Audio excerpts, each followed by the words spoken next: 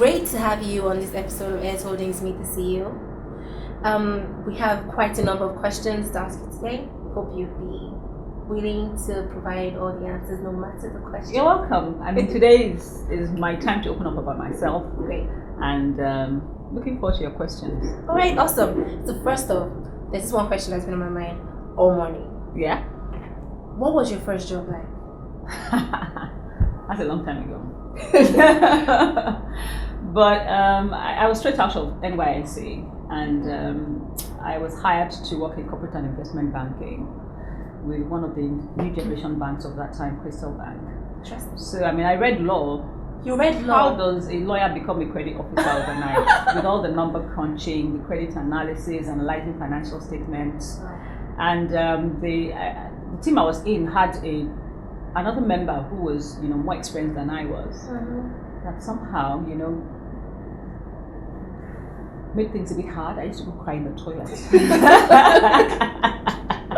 In the beginning, I felt that maybe he didn't want to share his knowledge with me. Mm-hmm. It seemed to me like I wasn't picking up fast enough. Well, it looked to him like I wasn't picking up fast enough, even though he was trying to teach me. So it was a very painful period. That lasted for about a year till I got my bearings. Okay, so you were still in the same company, and then you got it together. Oh yes, It helped that it was transferred to Port Harcourt. No, I shouldn't sound joyful about that, even though it's almost 20 years ago.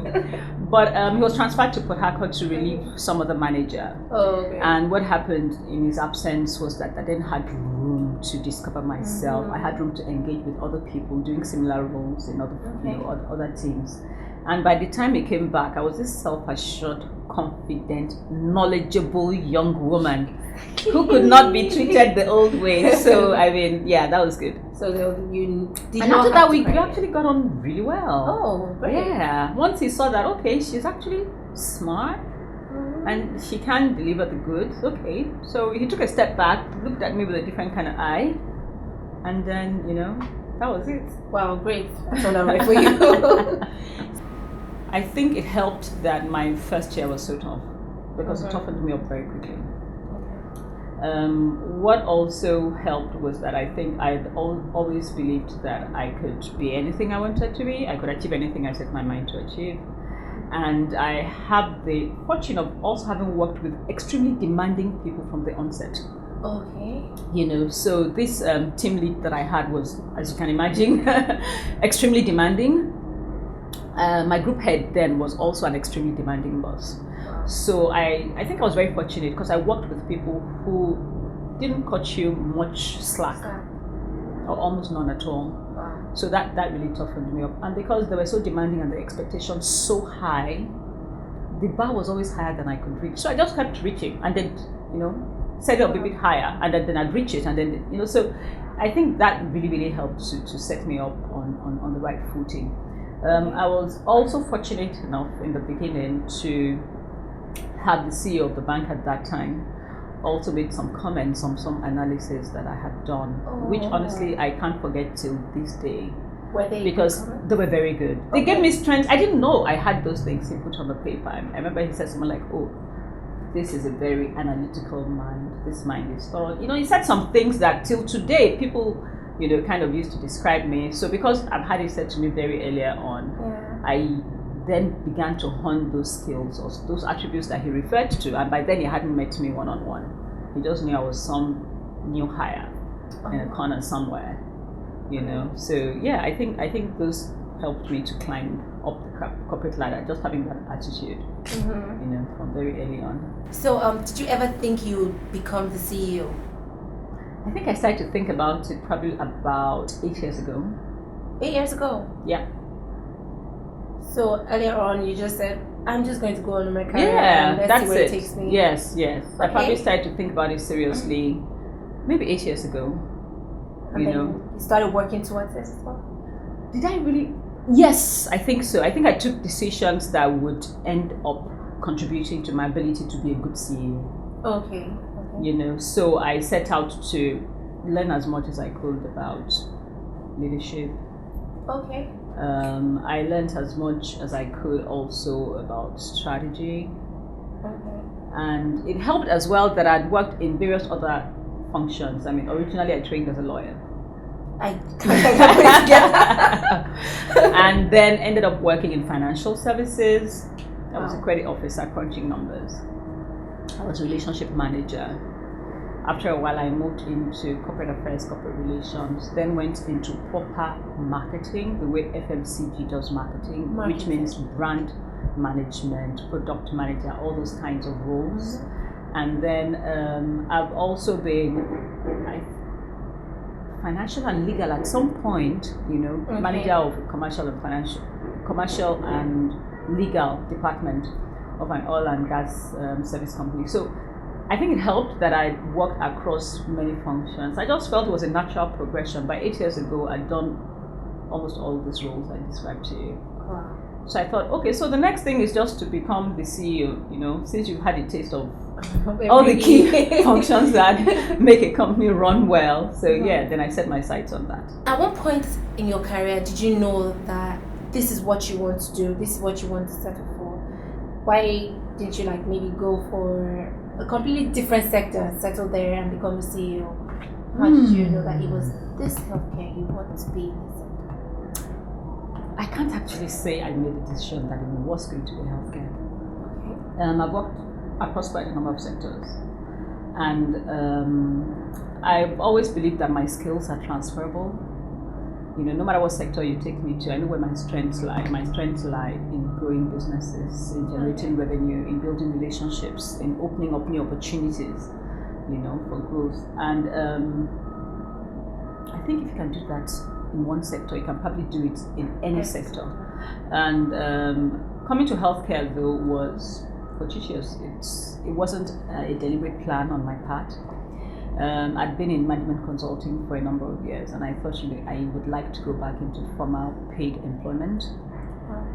And the first very interesting offer I got was from healthcare, and that was exciting. It also seems that I've made a career out of joining startups at the initial stage, or coming into a company when it's just been taken over by new ownership and they're trying to turn it around. So that happened with healthcare. I joined a health insurance company at a time when a private equity firm had just acquired majority shareholder in it. So I was part of that executive team that was put together to institutionalize, best practices and transform the company. So I did consciously choose healthcare, but it worked out great. I think actually I birthed. This ship has birthed. It's not going anywhere anymore. So you're here to stay. That's it. All right, awesome. So what would you say is the high point in your career so far? Aside crying in the bathroom, those points that we know. Yeah. What would you say is the high point in your career? Honestly, I think it's when this company broke even, which would be last year. So this actually is the high point in my career because it's so fulfilling. And in the sector like healthcare, where you can actually see the good you're doing, and actually see people's life being impacted and things changing, and you're setting new standards and you're affecting the entire industry. It's a phenomenal opportunity. Phenomenal. That's great. You have the light in your eyes talking about this. How do you balance work and family time? Wow. How do you not reply mails? I think that, there are two things to the balancing. One is that in the face of one's life, in the journey of one's life as a woman, there are times when one will take priority over the other. And I think as women, we've got to cut ourselves some slack and just come to that acceptance that there are going to be times in your journey as a woman, as a wife, and as a mother, when your family should and will come first and take priority. And then, don't set such ambitious career goals for yourself in those phases. Don't try and be the same as the male colleagues in your office, because you can't. You will burn out. One area of your life will really suffer for it, and then you lose out on almost all the areas. So there's first that balancing that I try and do, which has to do with what age my children are at and what are the kind of demands on me on the home front, and I balance that out with how much an appetite I have for work and for career advancement. So it's a constant balancing act, because no matter what part of that journey, what phase of that journey you're at, you're thinking, am I doing enough on either side? But I'm lucky that I've been blessed to have been able to take breaks away from my career at certain times when my children were younger. Okay. So now that they're older, they don't need me as much, you know. And in these days, the way technology has made the ability to communicate with everybody from everywhere also makes it a lot easier to balance it. And no matter where you're at or who you're with, so far you give them all your attention and, you know, the time you spend is quality time, then I think at the end of the day, everything kind of works out. Yes, it does. Believe in yourself and know that you have no limitations. Honestly. No limits. Great. There are no limits to what you can achieve and who you can be. You decide and then go for it. That's it. Thank you so much for your time. Thank you so much for everything you've talked about. It's actually been fun.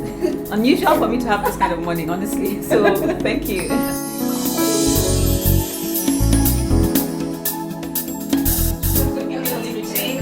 I'm fine. Lifting, technique, or what's the first one?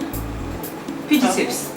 PJ tips. Oh, okay. Yeah. So they're all in the same category. Really they're just affordable. You find them everywhere. I don't have to go to a gourmet shop to buy my tea. You know, any big yard or any corner shop will have what I need. And every day as I get into the office, I start with tea. Actually, when I wake up at home, I start with tea. You take tea before you go to for mass? Wow. Yeah. So I do the first cup just about the time I get up. It gives me the energy to face the day. Maybe I'll try that. And then I get to the office and there are numerous cups from the minute I get to the office till about lunchtime. And then I try not to take tea after lunch. I just try and take water. Okay. But when I get home at night before I sleep, it's odd because it's supposed to have caffeine in it, but it doesn't seem to stop me from sleeping. I sleep exhausted every night. So.